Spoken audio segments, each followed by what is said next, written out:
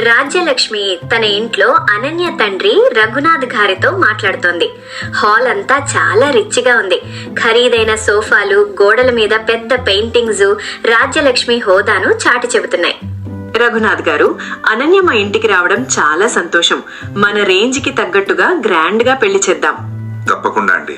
ఖర్చు గురించి అస్సలు ఆలోచించకండి. మా అమ్మాయికి కోట్లలో కట్నం ఇస్తాను. ఆమె నా ఒక్కగానొక్క కూతురు. మహారాణిలా బతకాలి. సిటీలో ఎవ్వరూ చూడని విధంగా చేద్దాం. కార్తీక్ రాగానే ముహూర్తాలు పెట్టించేద్దాం. మా వంశ గౌరవం నిలబడేలా ఈ వేడుక జరగాలి. నేను ఇప్పటికే కొన్ని డైమండ్ సెట్స్ చూశాను. రాజలక్ష్మి గారి కోడలికి ఏదీ తక్కువ కాకూడదు కదా. డైమండ్స్ అంటే ఎవరైనా కొంటారు రఘునాథ్ గారు. నేను మన సాంప్రదాయం ఉట్టిపడేలా ప్రత్యేకం చేయించిన నగలు చేయిస్తున్నాను. శాలిని మెల్లగా కార్తీక్ ఇష్టం గురించి అడుగుతుంది.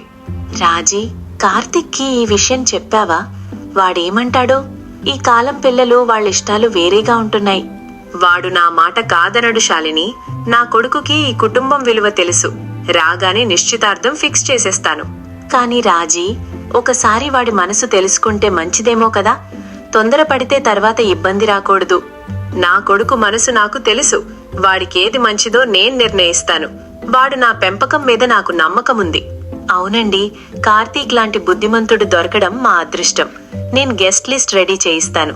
రాష్ట్రంలోని ప్రముఖులందరూ రావాలి. ఖచ్చితంగా. ఇది కేవలం పెళ్లి మాత్రమే కాదు, మన అధికారం మరియు హోదాను ప్రపంచానికి చాటి చెప్పే సందర్భం. లక్ష్మి తన కొడుకు పెళ్లిని ఒక వేడుకగా ప్లాన్ చేసింది. కానీ కార్తీక్ ఇప్పటికే ఒక అమ్మాయిని పెళ్లి చేసుకున్నాడు. ఆ నిజం బయటపడితే ఈ ఇల్లు తట్టుకుంటుందా? ఏమండి, అత్తయ్య గారికి చెప్పకుండా ఇలా పెళ్లి చేసుకోవడం తప్పు కాదా? నాకు చాలా భయంగా ఉంది. గౌరీ తన మెడలోని తాళిని చూసుకుంటూ భయపడుతుంది. భయపడకు గౌరీ, నీ మంచితనం చూసి అమ్మ అర్థం చేసుకుంటుంది. నీ బాధ్యత నాది. కార్తీక్ గౌరీ చేతులు పట్టుకుని భరోసా ఇస్తాడు. కానీ మీ అమ్మగారు ఒప్పుకుంటారా? నా వల్ల మీ మధ్య గొడవలు వస్తాయేమో. ఆమె హోదా ముందు నేను చాలా చిన్నదాన్ని. ఏం కాదు గౌరీ, డబ్బు కంటే మనస్సు ముఖ్యం. పద, వెళ్ళి అమ్మకి నిజం చెప్పుదాం. ఆమెకు కోపం వచ్చినా మన ప్రేమ ముందు అది నిలవదు. మీ అమ్మగారు నన్ను చూస్తే ఏమంటారో అని నా ప్రాణం పోతోంది. ఆమె చాలా కఠినమైన వారని విన్నాను. అమ్మ పైకి కఠినంగా కనిపించినా లోపల చాలా మంచిది గౌరీ. నువ్వామెను గౌరవిస్తే చాలు, త్వరలోనే నిన్ను తన కూతుర్లా చూసుకుంటుంది. కానీ ఈ రహస్యం తెలిస్తే ఆమె ఎంత బాధపడుతుందో కదా. మనం ఆమె నమ్మకాన్ని వమ్ము చేశామేమో. పరిస్థితులు మనల్ని ఇలా చేసేలా చేశాయి గౌరీ. కానీ మన ప్రేమ నిజమైంది. నిజం చెప్పడానికి ఇదే సరైన సమయం. ధైర్యంగా ఉండు. తన గదిలో కిటికీ దగ్గర నిలబడి ఆలోచిస్తోంది. ఆమె చేతిలో కార్తీక్ ఫోటో ఉంది. ఆమె కళ్ళలో ఒక తెలియని మెరుపు, పెదవులపై చిరునవ్వు. కార్తీక్, నువ్వెప్పుడు వస్తావా అని ఎదురు చూస్తున్నాను. ఈ ప్రపంచంలో నాకు నువ్వు తప్ప ఇంకెవ్వరూ కనిపించడం లేదు.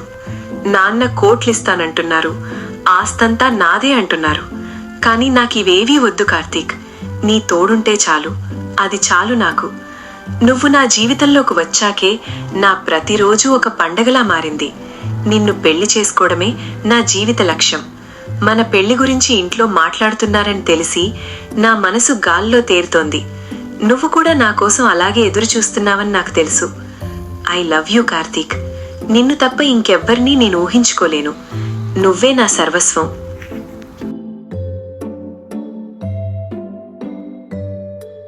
కార్తీక్ అకస్మాత్తుగా ఆగి ఆలోచిస్తాడు.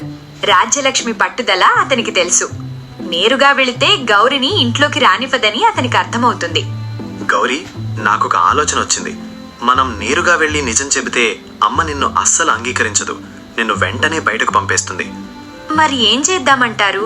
మనం ఇప్పటికే చాలా దూరం వచ్చేసాం కదా. నువ్వు మా ఇంటికి ఒక పని మనిషిలారా. అమ్మకు నీ మంచితనం, నీ సేవలు తెలిసేలా చెయ్యి. నీ మీద అమ్మకు నమ్మకం కలిగాక అప్పుడు మన పెళ్లి విషయం చెబుతాను. ఏమంటున్నారు? మీ భార్యగా రావాల్సిన నేను మీ ఇంట్లో పని మనిషిలా ఉండాలా? ఇది సాధ్యమేనా? తప్పదు గౌరీ. అమ్మ మనసు గెలవాలంటే ఇదే ఏకైక మార్గం. నువ్వు దగ్గరుంటే అమ్మ నిన్ను అర్థం చేసుకుంటుంది, నీ మీద ప్రేమ పెంచుకుంటుంది. కానీ ఎవరైనా గుర్తుపడితే, మీ అమ్మగారికి తెలిస్తే పరిస్థితి ఇంకా దారుణంగా మారుతుంది కదా. ఎవరూ గుర్తుపట్టరు. నువ్వు జాగ్రత్తగా ఉండు. నేను కూడా నీకు తోడుగా ఉంటాను. మన భవిష్యత్తు కోసం ఈ చిన్న త్యాగం చేయక తప్పదు గౌరీ. సరేనండి, మీ మాట కాదనలేను. మన ప్రేమ కోసం, మీ అమ్మగారి ఆశీర్వాదం కోసం నేను ఏమైనా చేస్తాను. కానీ ఈ నాటకం ఎన్నాళ్ళు? ఎక్కువ రోజులు పట్టదు గౌరీ. అమ్మ మనసు కరిగే వరకు ఓపిక పడదాం. పద, ఇక ఆలస్యం చేయవద్దు. కార్తీక్ గౌరిని తీసుకుని లోపలికి వస్తాడు. రాజ్యలక్ష్మి తన కొడుకుని చూడగానే ఎంతో సంతోషంగా ఎదురు వెళ్తుంది. కార్తీక్, వచ్చేసావా నాన్న? నీకోసమే ఎదురు చూస్తున్నాను. ఇంతకీ ఈ అమ్మాయి ఎవరు? అమ్మా, ఈమె పేరు గౌరీ. ఊర్లో ఎవరూ లేరట. పని కోసం వెతుకుతోంది. మన ఇంట్లో పని మనిషి అవసరం ఉంది కదా అని తీసుకొచ్చాను. చూడడానికి పద్ధతిగానే ఉంది, కానీ ఎక్కడో చూసినట్టు అనిపిస్తోంది. సరే గౌరీ, నువ్వు అవుట్ హౌస్ లో ఉండొచ్చు. రేపటి నుండి పనిలో చేరుదువు గాని. ఇప్పుడు వెళ్ళు. అలాగే అమ్మగారు. కార్తీక్ గారి వైపు ఒక ఆఖరి చూపు చూసి నిశ్శబ్దంగా వెళ్ళిపోతుంది. అవుట్ హౌస్ వైపు నడుస్తూ బాధగా, కార్తీక్ గారు, నన్నిక్కడికి పని మనిషిగా ఎందుకు తీసుకొచ్చారు? తన ఇంట్లో నాకు కనీసం భార్యగా గుర్తింపు దొరుకుతుందనుకున్నాను. కానీ ఇప్పుడు ఈ ఇంటి పని మనిషిగా ఉండాల్సొస్తోంది. నా తలరాత ఇంతేనా? అనన్య మరియు రఘునాథ్ రాగానే ఉత్సాహంగా, కార్తీక్, ఇప్పుడు చూడు ఎవరొచ్చారో. అనన్య, మీ ఇద్దరి నిశ్చితార్థం రేపే జరిపించాలని ముహూర్తం పెట్టించాను. పెళ్లి కూడా వచ్చే వారమే. ఏంటమ్మా, రేపే నిశ్చితార్థమా? వచ్చే వారమే పెళ్ళా? అసలు నన్ను ఒక్క మాట కూడా అడగకుండా ఇంత పెద్ద నిర్ణయం ఎలా తీసుకున్నావు? ఇది అన్యాయం అమ్మా. నా జీవితం నీకొక ఆటబొమ్మలా కనిపిస్తోందా? కార్తీక్ దగ్గరకు వెళ్తూ మురిసిపోతూ, హాయ్ కార్తీక్, నీ రాక కోసం నేను ఎంతగానో ఎదురు చూశాను.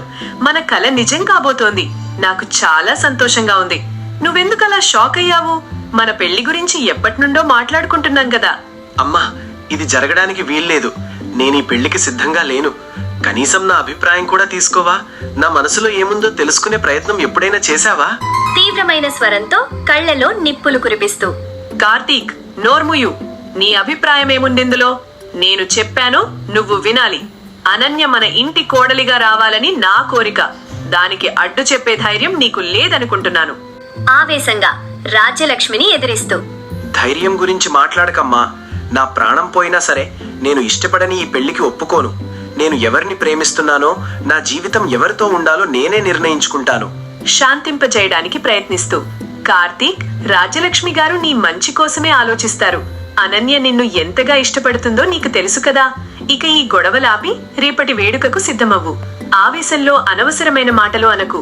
రాజ్యలక్ష్మిని బ్రతిమాలుతూ, అమ్మా, నేను ఒక్కసారి నీతో విడిగా మాట్లాడాలి. ఇది చాలా తొందరపాటు నిర్ణయం అవుతుంది. ప్లీజ్ అమ్మా, నా మాట విను, లేకపోతే అనర్థం జరుగుతుంది. కార్తీక్ మాటను కొట్టిపారేస్తూ కఠినంగా చూస్తూ, ఇప్పుడు కాదు కార్తీక్, అతిథులుండారు. నువ్వు వెళ్లి విశ్రాంతి తీసుకో. రేపు ఇంట్లో పెద్ద ఫంక్షన్ ఉంది. చాలా పని ఉంటుంది. నీ మొండితనం ఇక్కడ సాగదు.